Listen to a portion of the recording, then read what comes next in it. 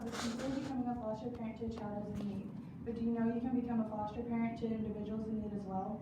FHP is a program that involves individuals to open their homes to other individuals who do not have the mentality to take care of themselves. However, it's not all cracked up to be. It's a hard process to become approved. It requires a lot of flexibility to everyone's schedule, and it can be emotionally challenging as well. To become approved for FHP is a very long process. So there's lots of paperwork. For example, you have to have your social security number, lots of background checks, proof of vaccination, and tuberculosis test.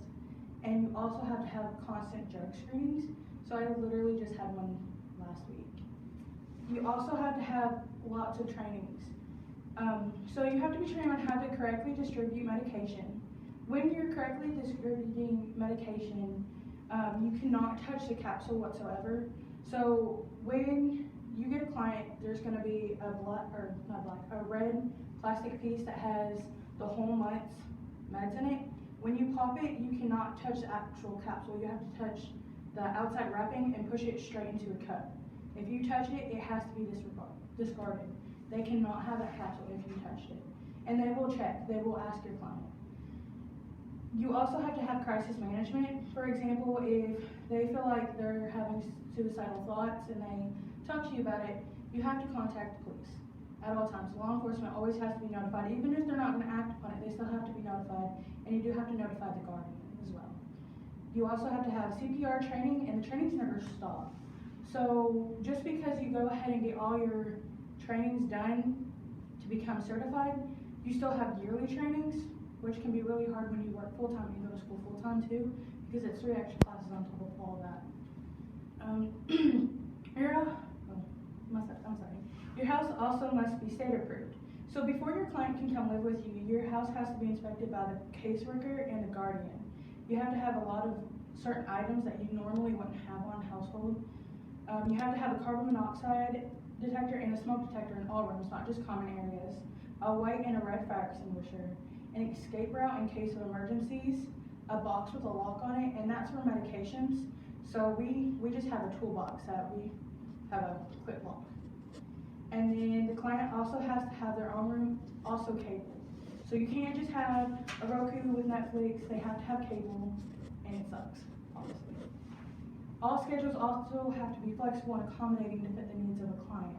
So a lot of clients have mental health issues on top of being mentally delayed, or they also have health issues on top of being mentally delayed.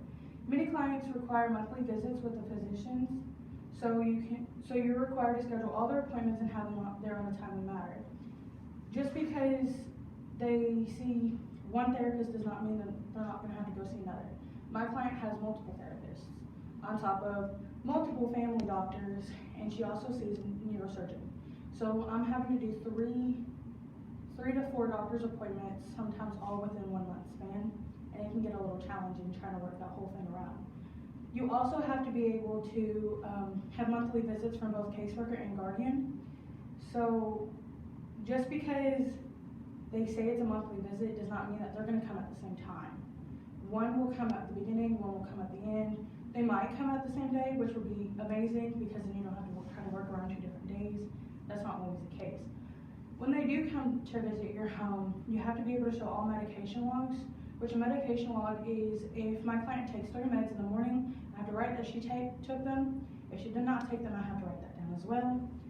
They also have to do all common areas inspections, so like the kitchen, the bathrooms, and the client's bedroom. And you also have to provide receipts of SS money. So SS money, I don't know the actual name for SS money, but it's like special money that their guardian gives them, and you have to be able to provide what they spent it on. If they're saving money, you also have to provide receipt for that as well. So on top of all that, being an FHP can be really emotionally challenging as well. A lot of clients have the mentality of small children. So just because your client may be 46, their mentality might be that of a 10-year-old, and while you want them to be able to make logical decisions, that's not always the case. My client is 28 years old, and she throws a fit like an 8-year-old. And sometimes it can be frustrating, and while it explains it, it doesn't excuse it. So that's another thing that we have to work around. They also might have lying and manipulation problems. So for example, before my client, we had another client who did a lot of accusations, which was really emotionally challenging because we put a lot of time and effort into this woman, and she, made up a lot of false accusations that could have gotten us in a lot of trouble. But that's just what comes with the job. I know it sounds like I'm complaining about this lifestyle. However, in so many ways, it's really rewarding doing this. You get to extend your family, you get to help those in need, and you also get to learn about the different kinds of people in the world. I love my client just as much as my siblings, and while sometimes it's really aggravating, I wouldn't change it for the world. I hope I was able to inform you all about FHP, and if